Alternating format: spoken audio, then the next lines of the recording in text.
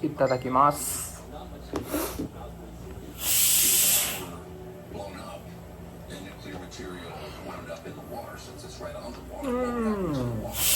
わーわい。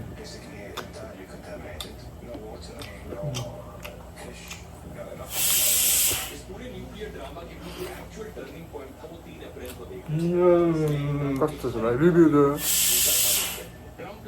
अब 10 मा दालमा भएर हो नत्र 100 आवर 10 हुँदो अब 10 आवर 10 छ अहिले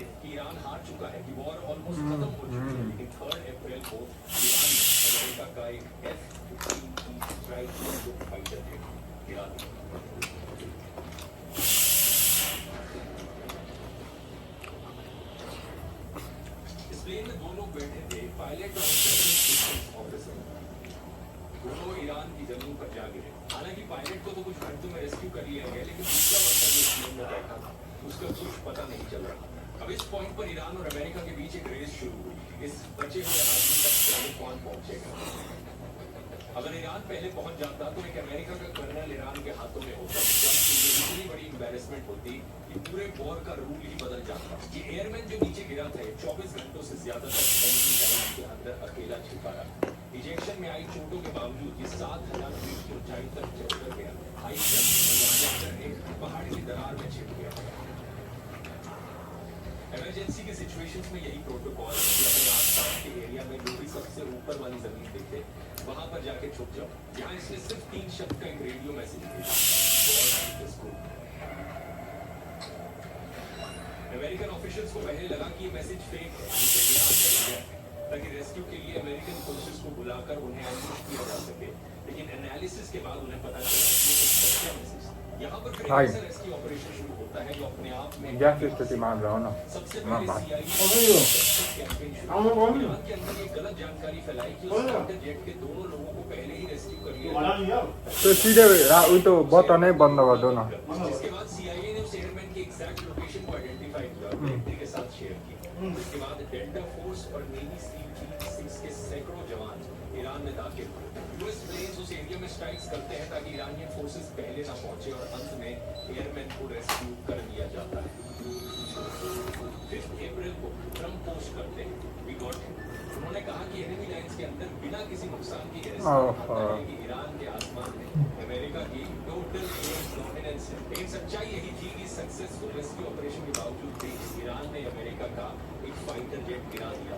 रेस्क्यू हेलीकॉप्टर्स पर भी फायरिंग की थी। इसमें वॉरप्लेन 8 एंड वॉरहॉक क्रैश हो गया।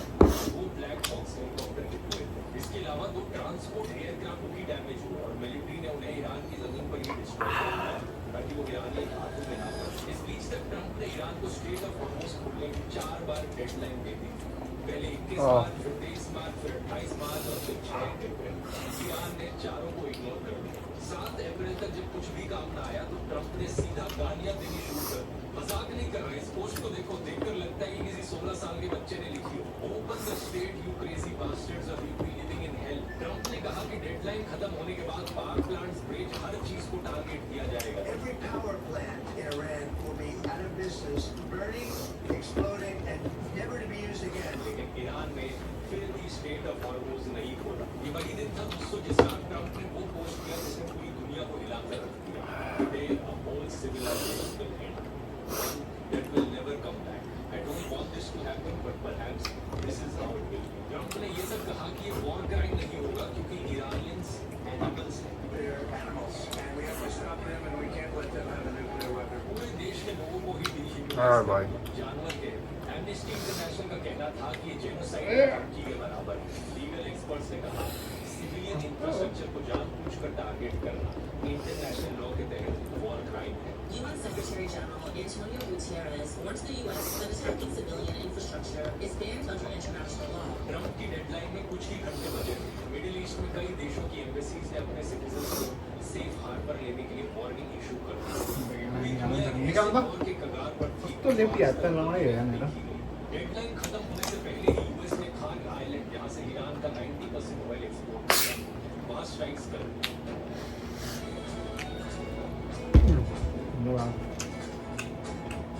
खाए भी मैं सोचूं खाए बिल्कुल नहीं है ना।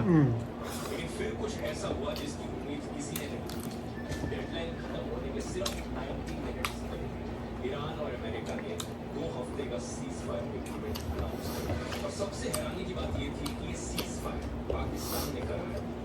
अल जजीरा की रिपोर्ट के मुताबिक ऑपरेशन सिंदूर के बाद पाकिस्तान आर्मी के चीफ आसिम मुनीर और डोनाल्ड ट्रंप के बीच एक डायरेक्ट चैनल खुल गया, जिसकी मदद से पाकिस्तान ने सीज फायर करवाया। इस सीज फायर एग्रीमेंट में लिखा गया था कि ईरान स्ट्रेट ऑफ हॉर्मुज को खोलेगा, जिसके बदले अमेरिका 2 हफ्ते तक ईरान पर कोई मिलिट्री स्ट्राइक नहीं करेगा और एक परमानेंट सीज फायर देंगे। 10 अप्रैल को पाकिस्तान में बातचीत होगी, लेकिन पाकिस्तान और अमेरिका के लिए एम्बैरेसिंग हुआ ये कि सीज फायर अनाउंस होने के कुछ ही 8 अप्रैल